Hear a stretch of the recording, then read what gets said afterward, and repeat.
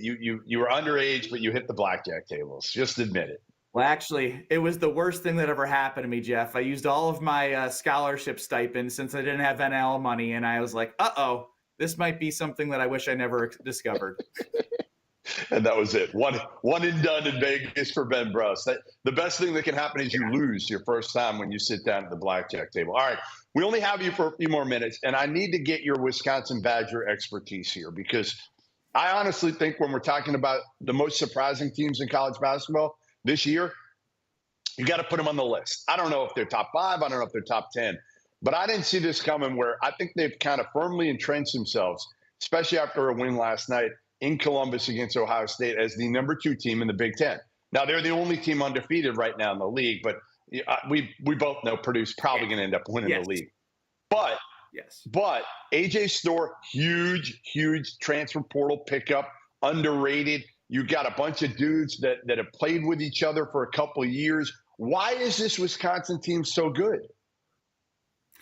You know, so the way I'm looking at this season is that's a little bit different. So 2014, when I played, we made the Final Four. They got rid of the dead weight, which was me, and then they made the national championship game. So they had the experience and then knew they could do it the next year. Last year, I mean, they're bringing back 80% of the guys, 80% of scoring. They add Storr, they add Blackwell. Storr being a transfer, Blackwell being a freshman. And so when you look at that, they went through so much last year. They lost 1 million close games, and then they lost a close game in the NIT semifinals. You bring back all that experience, and then you bring back a boost in Storr and a playmaker off the bench in Blackwell. It's crazy to say they're more efficient offensively than defensively. And that's not something we typically hear from a Wisconsin team. So being able to travel with offense, knowing that you still have defense as an identity in your overall, team, I think has made a huge difference for them. Taking that experience of close losses, adding pieces. I mean, Storr's ridiculous. Like Chucky Hepburn's throwing a lob off the backboard to AJ Storr, and I'm thinking, is this the same Wisconsin team? And is this the same state that I live in? What world am I in? Yeah, he's a little more athletic than you, Frank. Sam Decker maybe had some hops, but the rest of you guys couldn't really jump much higher than I could. All right, big news yesterday, and it kind of had been circulating for a week or two. Michigan point guard Doug McDaniel, he announced it first, and then the school announced that he's suspended for the next 6 road games. I think he said maybe 6 road games. I'm not sure Michigan put a timetable on it, but basically he can't play. He can't play in the next 6 road games, but he can play at home. All right. So Juwan Howard basically, quote, said, when we were away from Ann Arbor, Doug will work towards meeting several academic goals he has set and needs to meet. This comes on the heels of a crazy year in which last week Juwan lets Phil Martelli, his assistant, coach a game back in his home state and home city of Philadelphia. Juwan had gotten into it with John Sanderson, their strength coach, a few weeks ago. Sanderson's still not back with the program, probably won't be back with the program. Juwan had heart surgery in the offseason. Michigan is awful. All right, I'm not going to ask you about the overall. I want to know your thoughts on this Doug McDaniel only being suspended for road games. What do you think of this? It's one of the most outrageous things I've ever heard in my entire life. I actually think, if I'm being honest, you have more of an opportunity to control the environment around helping a student athlete on the road than you do when you are at home. We were all 18 and 22 years old. If you are at home, you have access to friends, you have access to, people you want to hang out with, you have access to parties, you have access to everything in the world, because that's why you go to college, to experience everything. The one thing I do know is you have enough staff, especially at a school like the University of Michigan, to bring academic advisors, to spend more time one-on-one if this really is academic, to make sure you're working on that. So I actually think it should be opposite if they were going to do a home road. But if anything, just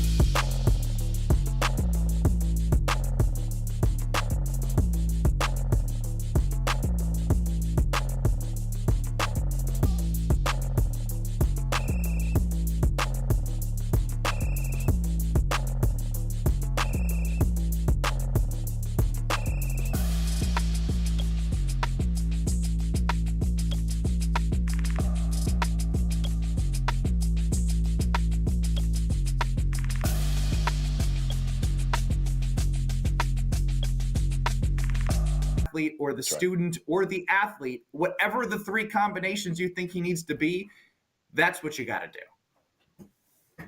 Yeah, just another kind of baffling decision, and honestly, poor decision making. More, bad press for this Michigan program. But luckily, I don't think anybody in Ann Arbor really cares right now what's going on in men's basketball, because they're still celebrating about what happened on the football field the other night. But for Juwan Howard, They're not lighting candles for Jim Harbaugh, because he brought him a championship, unlike Alabama, who's acting as if Saban's gone.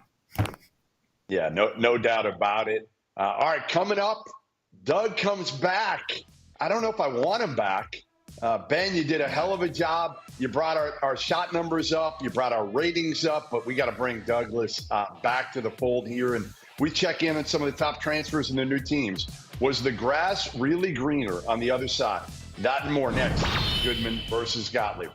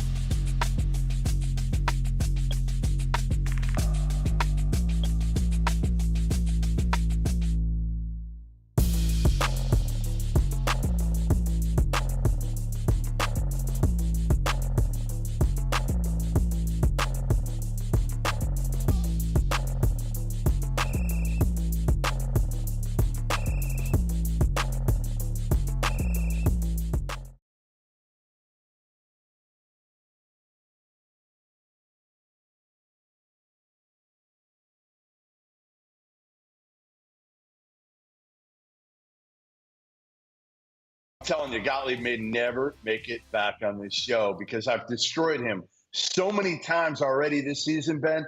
I think he's completely tapped out now. I don't think he wants to come back. We called in the reliever. That's right. Called in the closer. But you're kind of like a middle reliever today. You're gonna throw some innings, throw some long innings, adapt. I just hope your arm doesn't hurt too much at the end of this. All right, let's talk a little bit. I like the new pitch clock rules. Let's talk about some teams that are a little bit under the radar, right? Like we've been talking about Purdue and Arizona and Houston and Kansas, and some of these teams have gotten a ton of attention this year. Uh, Give me a team or two that has kind of gone under the radar lately, maybe in that like 15 to 30-ish range that we haven't been talking as much about, that you're high on, that's going to go on a run here, pick up some steam, and you like come March. Yeah, so this is close to the fringe, and it's a big name, but they haven't exactly been a top 10 team that everyone's like, wow, I like they have it, and I think they have it because of the way they've been put together, and that is the Baylor Bears. Love the way that they responded against BYU. It was a tight game, and they pulled away late. But here's why I love the Baylor Bears. Jacoby Walter, right? You have that NBA talent, right? That we talked about, Jeff, in the first part of our program. When you go on these road games, when you play in these neutral sites, you're going to need that guy that you can go to that can just do things that other guys can't in college basketball, and that's where they're going to go to the next level. What you also need is a guy with experience. I love Jalen Bridges. This Baylor team's a top 5 team offensively, and when they won the national championship, it was because of Davion Mitchell and how good Scott Drew's team was defensively. But Jalen Bridges brings something different to this team. He's scoring. He's getting offensive rebounds, defending. He's like their guy that does it all. And I love that. Langston Love can shoot the crap out of it. So they're a team that I feel like because of their offensive firepower, they can go on a run at any moment. And I trust Scott Drew based off what he has done throughout the last 5 years, becoming that like top tier head coach in college basketball. My second one that I love is I think this team I know this team was a missed call away from going to the Final Four.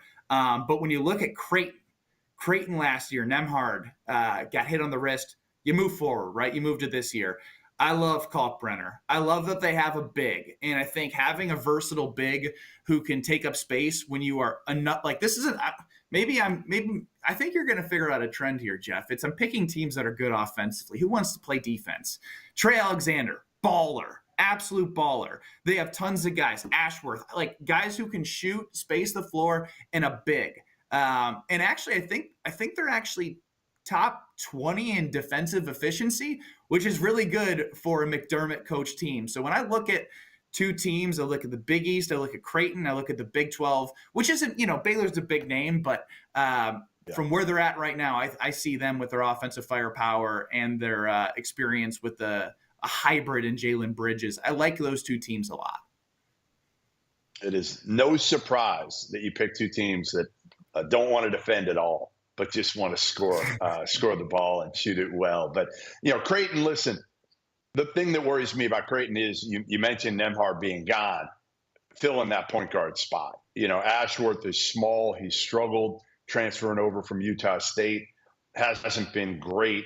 Baylor, to me, Ray J. Dennis has done a pretty good job. Like a lot of these guys who transfer up, you don't know what you're going to get. But coming from Toledo, he's been terrific. I'm going to give you one. I'm going to give you one for me, and that's Ole Miss to keep an eye on. Okay, they won last night, bounced back. They gotten blasted at Tennessee. They win at home against Florida. It's just my trust with Chris Beard having some time. Remember, he had two guys become eligible due to the two-time transfer rule recently. Moussa Cisse about 3 weeks ago, and then Brandon Murray about 2 weeks ago. So he's added two key pieces to this team. They've got bigs in Cisse and Sharp that can really, really alter the game on the defensive end. And now you got enough scorers. Jalen Murray, no relation to Brandon Murray, has come in as a transfer, low major transfer, and he's been awesome. So I trust Chris Beard here. They're nowhere near they need to be right now. They still have to get a lot better, but I feel like Beard's his track record of again getting the most out of his team. We know he can coach, and I think they can kind of sneak up on some people. And that league is so good. There's so many resume wins on the table right now that I think Ole Miss, they're 14-1 right now. They beat Memphis. That's going to be a resume win at the end of the day. That's going to certainly help them. All right, Ben, we're taking you out of the game. Your pitch count, I think, was 2 segments. So we're pulling you. We're going to make sure you're healthy. that your arm withstands the rest of the season. But again, thanks for joining us. And Dougie is going to be back on the other side of the break to talk about these transfers. Again, that who's really gotten bang for their buck and who hasn't, getting some of these guys. Goodman, Gottlieb, next.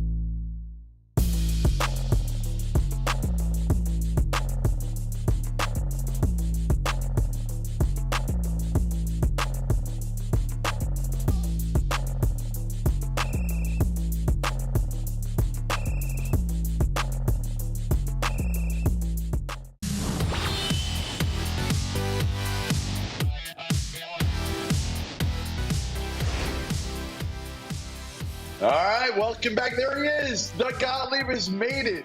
And Ben Bruss filled in more than admirably for you while you were gone, Doug. And you know what he shot from three in his career? You want to take a guess?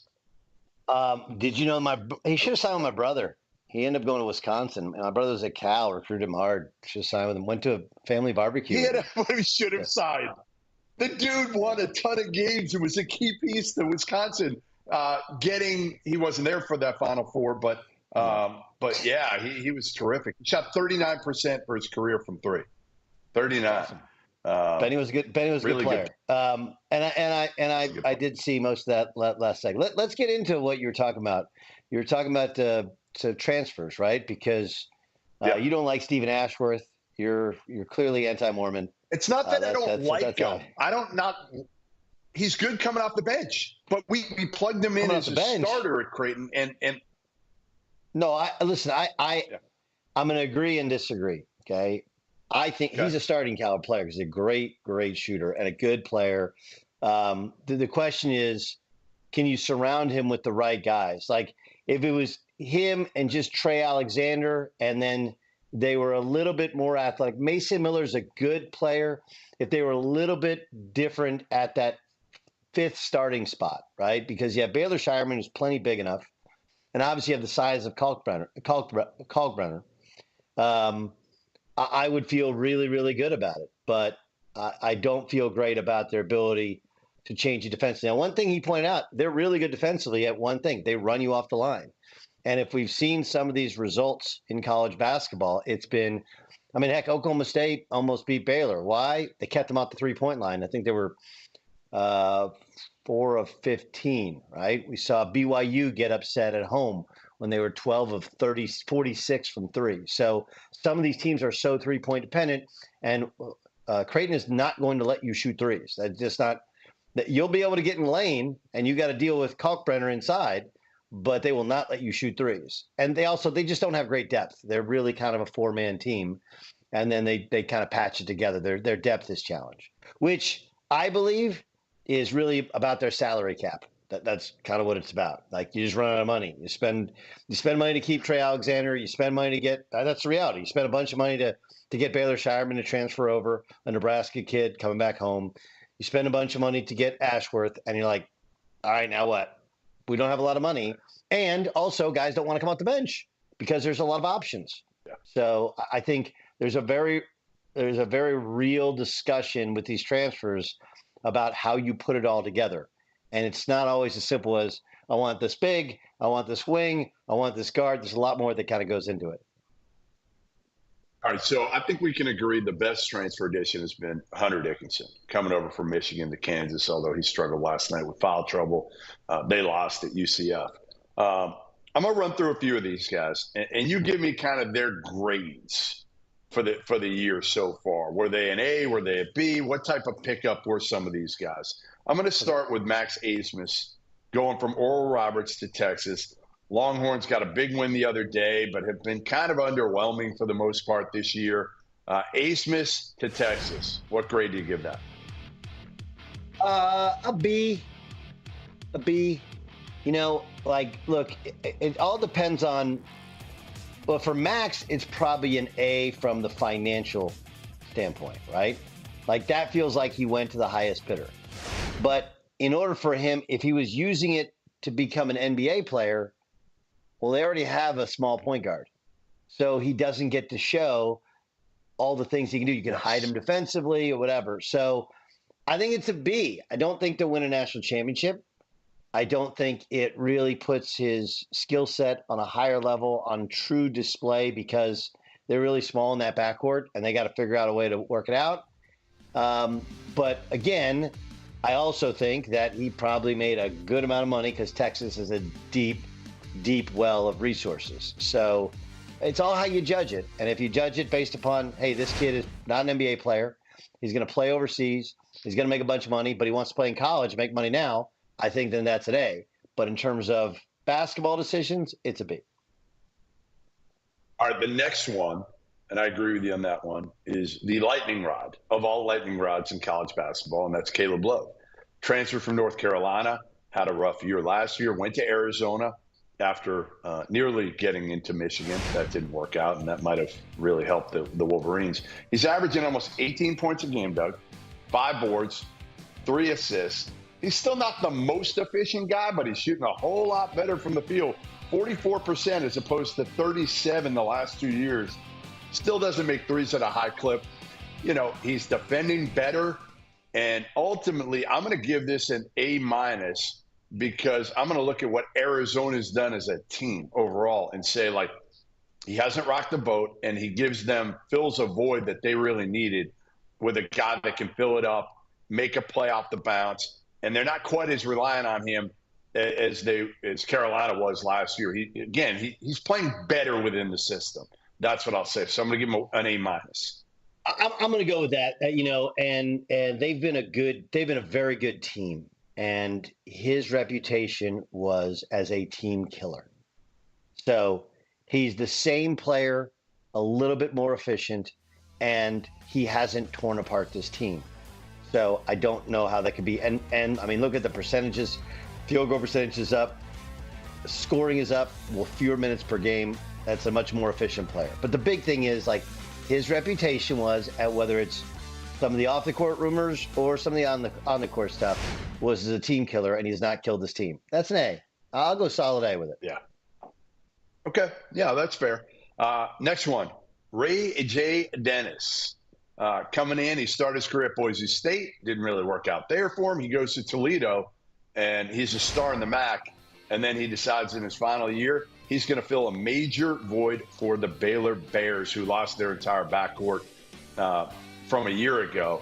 And I think Ray J has been, I don't know, A-minus. Again, like, it's not often that you go from that mid-major to the high major and your numbers don't fall that much. And again, Baylor's been pretty darn good. And, you know, they don't have, like Jacoby Walters, been great offensively as a freshman, one of the best freshmen in the country, hasn't been great defensively. I just think like Ray J, here's the part that I love about him. He's fearless at the end of the game. He makes plays when the game is on the line, and that to me is something that Scott Drew needed for this group desperately. Yeah, I heard your discussion with Benny, and Ben missed the Ray J. Dennis edition, and no, he's tremendous, and I'm actually blown away by his personal improvement. And you look at the numbers. I mean, this is what happens when you go from mid-major to high major, and he's surrounded by good players. But yeah, this is an A. He fits exactly what they need. I mean, you look. We didn't even discuss. I don't think LJ Cryer's on our list. I mean, he's got to be one of the top ones. He's the one guy that can blow up in a game for Houston shooting the basketball. But considering you had Jacoby Walter, who he's his own story of improvement, right? 2 years ago, Jacoby Walter didn't make the USA basketball, was the under 18, and there are guys on that team that didn't improve as much. He stays home in the summer and gets better, and now he's a lottery pick when he comes out. So yeah, but back to Ray J. Dennis, terrific, A, easy call. All right, we got a guy next, TJ Bamba. He was part of like a three-man transfer class in Villanova. They spent $3 million on NIL. A lot of it was to Justin Moore, Eric Dixon, but for Moore to stick around, Moore's hurt right now. Bamba, New York native, comes back to the Northeast, goes from Washington State to Villanova. Along, Tyler Burton goes from Richmond to Nova. Hakeem Hart, Maryland to Nova. I'll give you, like, my take on Bamba, like a C. He's been okay, and their whole group has been okay. Tyler Burton, Hakeem Hart, and Villanova has been up and down. So I don't know how you can give Bamba or the overall group anything better than a C, because you paid them a ton of money, and I don't think they've delivered on what was expected out of Bamba and the rest of this group. Yeah, it's really hard to get them to do the Villanova way, this way. This is not how they've done things, and it goes in direct. And then remember, they took transfers before when you couldn't pay guys, but they sat out a year and they really got better. The shooting's a problem. The field goal percentage is a problem. And now it would be fair to say, hey, we haven't had all our guys. It's hard to get it all to come together. That's fair. Okay, that's completely fair. Or they don't have a point guard. Or they don't have a point guard to help set any of these guys up, right? Like, and I know you'll push back and say, well, that's not Villanova's system, and I understand that, but what do you mean it's not Villanova's system, right? Of course, it's Villanova's system, right? I mean, well, their point guard. They've always had good point guards, right? No, I think you don't push back. I think Doster and some of the guys that field the 16 push back at me when I say wrong white guy. No.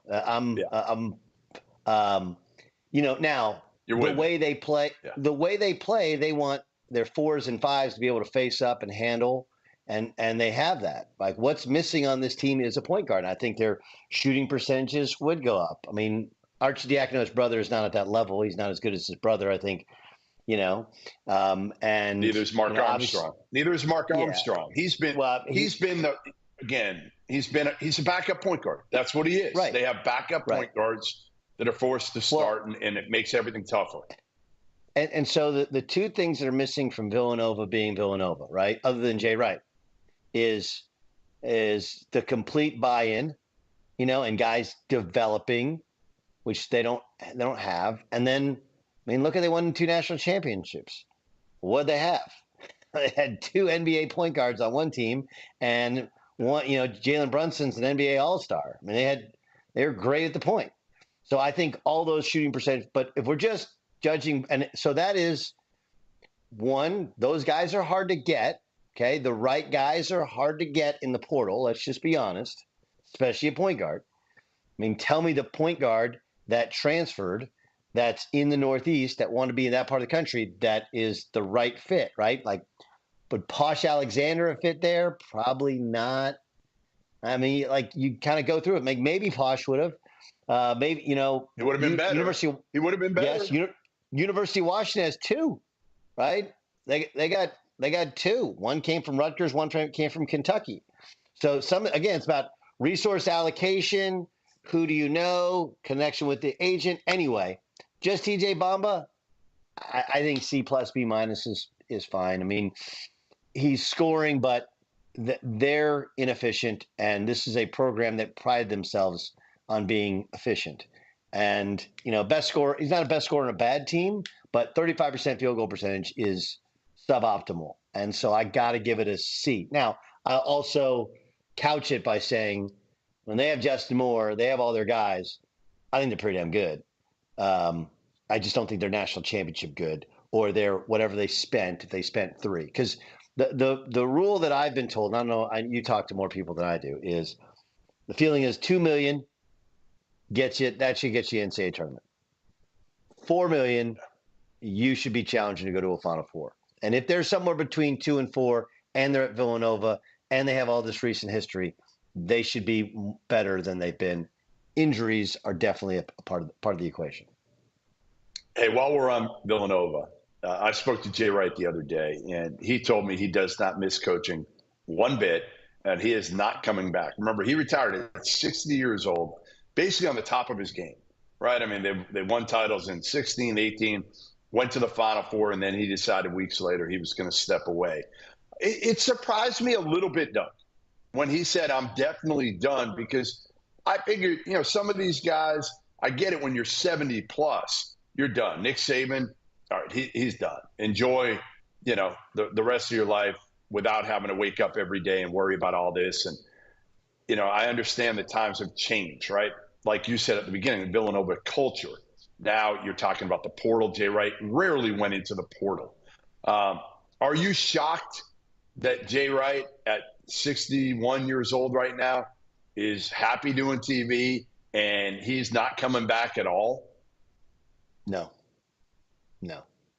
I mean, I've had several deep conversations. And look, as you know, I was up for a coaching job last year. There was a couple other ones that I talked to people about, and people in the industry was like, "What are you doing? What are you doing, dude? We're in such a bad place." And then you factor in, look, Bill Raftery, though we want him to, can't do it forever. He's already doing all of the best CBS games, and eventually Raf will retire. And at that point in time, he'll be the guy.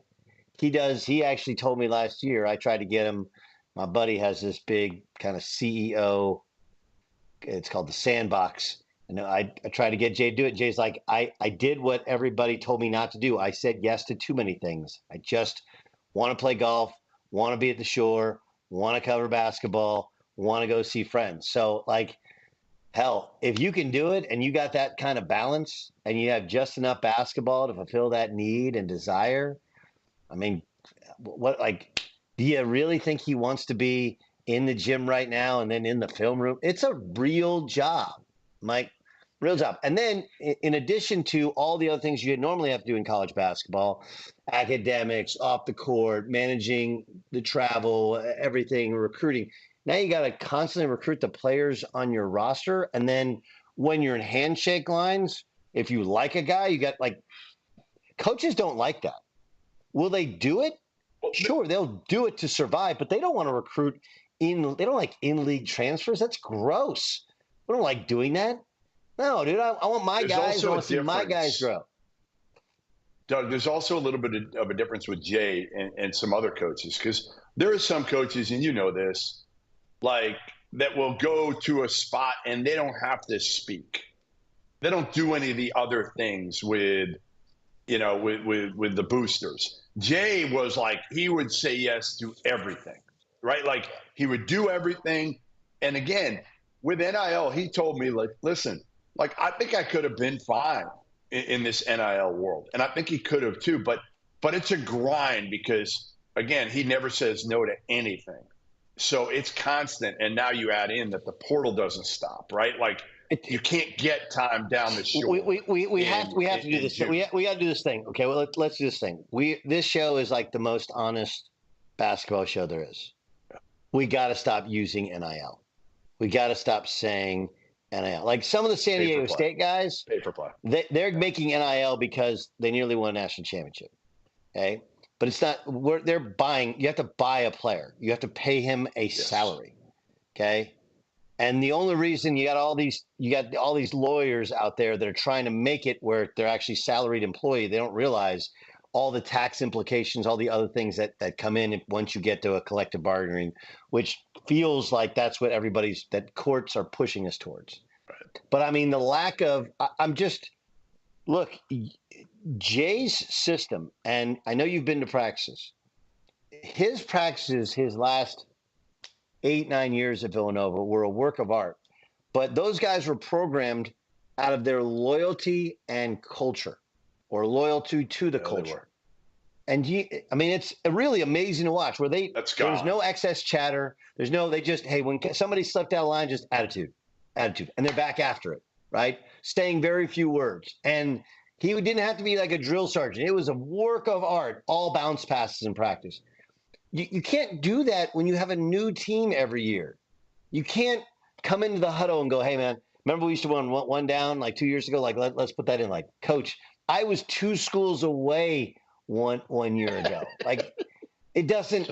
It's the complete opposite of what we were all brought up on. What made this sport special, which is, man, I love those guys. I lived with those guys for 3, 4, 5 years. Okay, I transferred. I'm not saying transferring is the devil. Okay, but what I'm saying is the idea that you can transfer play right away, that you can multiple transfer, that you don't have to sit out, that you can transfer in league is ridiculous. And then you got to pay kids. And again, the difference is if you go back before this pay for play thing started, it's not that the best players weren't being compensated. Most of them were. It's now you're paying guys who can't play. Right? Right. And so now you're sitting there and you have a booster who gave some of his hard-earned money to your program, to your collective, right, to pay a kid, sometimes 6 figures. And then you're sitting there like, he can't help us, but if I don't play him, I may lose not just a kid, I lose the booster. Money. Like this is not how it's supposed to be. It's comically poorly designed, handled, managed, and you have so many of these leeches that are out there going like, yeah, more money. Like that's not. There actually is a limit to the money, and we're destroying the fabric of it. So I can believe he can say, could he survive? Like, yeah, Jay Wright can coach. Like he can do whatever. Okay, but it's not like pro basketball. In the NBA, you sign a contract, you're there for multiple years. Like nothing, no contract matters. National letter of intent doesn't matter. No. You know, none of it matters. None of it. Nope. All right, coming up, it is time to send you into the weekend with some winning picks. Fade us or tail us, you decide. That's next, Goodman versus Gottlieb.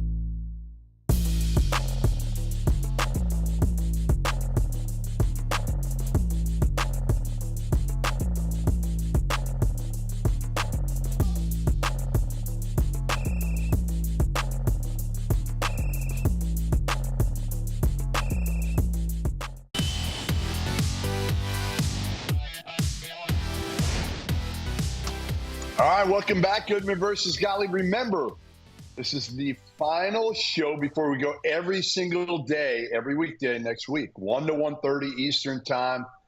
So we will be your place. We have been your place to find out what's going on in college hoops and get unfiltered takes. Listen, everybody else kisses people's, what's. Doug and I do not do that. We try to tell it unfiltered. We try to tell the truth here. We'll get some stuff wrong, but most of it I think we get right. All right, let's get to some picks. Buzzer beaters, game winners. Let's start with the first one, Doug. Oklahoma at Kansas. Kansas coming off this loss to UCF. That, man, I don't know. I think it says a lot about the Jayhawks. And maybe they're just not as good as we thought. Now, again, Hunter got in foul trouble, and they got to have him on the court, frankly. McCullough's been good. DeJuan Harris had 5 points last night. He's got to be more assertive. Are you looking for the bounce-back game at Allen Fieldhouse? Yeah, remember, Oklahoma lost as well. Like, not the only team that lost. Oklahoma lost against TCU on the road. I think it's going to be a really interesting game because the way Oklahoma is playing defensively, they're really extending themselves defensively, and I don't think that's the way to play against KU, because you have a point guard that's looking to create, not looking to shoot. The weakness to Oklahoma is at the 5 spot. They're basically playing 3 guys at one spot, and I think Hunter Dickinson's going to wear them out. So I do think KU bounces back and wins, although I like this OU team, and I think that one of their 2 guards, probably Javion McCollum, has a big night in Lawrence. I think close. I like KU. I do not think it'll be close. I think Kansas finally gets one here. I think they roll, and I think they beat the living you-know-what out of the Sooners at Allen Fieldhouse and make a statement here that, they are still one of the top teams in the country, and they are still national title contenders. All right, Northwestern goes to Madison and plays a Wisconsin team that, frankly, they've been rolling, man. They just won in Columbus against Ohio State last night.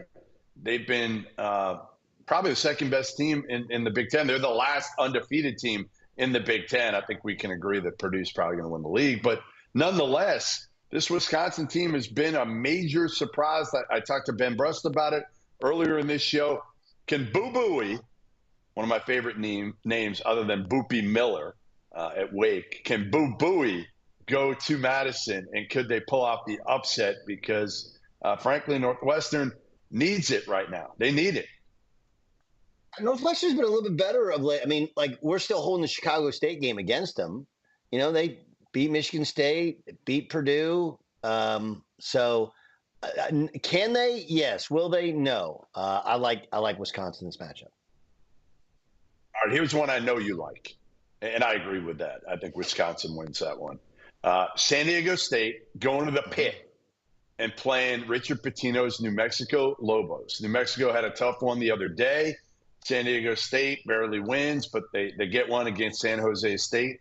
I think both are NCAA tournament teams at the end of the day, but this is a very important one for Pitino and New Mexico, who start to get healthy. They got all 3 of their guards finally back, and it looks like fairly healthy with Dent, Mashburn, and House. How tough is it to play at the Pit, Doug? And you have confidence at New Mexico? Because they need this one a whole lot more than San Diego State does. Yes, this is their biggest game. And also, it's on big CBS. Like, you don't get that in the Mountain West often or even ever, especially a home game. How difficult is it? Probably the best environment in college basketball. And you're like, wait, here's why, okay? Whoa. Hold on. Well, okay, let me express. You got Snake over there who's a crazy person, okay, yelling and screaming at you. The difference in, for example, San Diego State, which is a really good environment, is the old people, the blue hairs, are crazy in Albuquerque. Then you throw in you're playing at a mile high, okay? 14,000 people right on top of you. It's if you haven't been there for a big game, it should be on anyone's bucket list. It's perfection for a college basketball arena.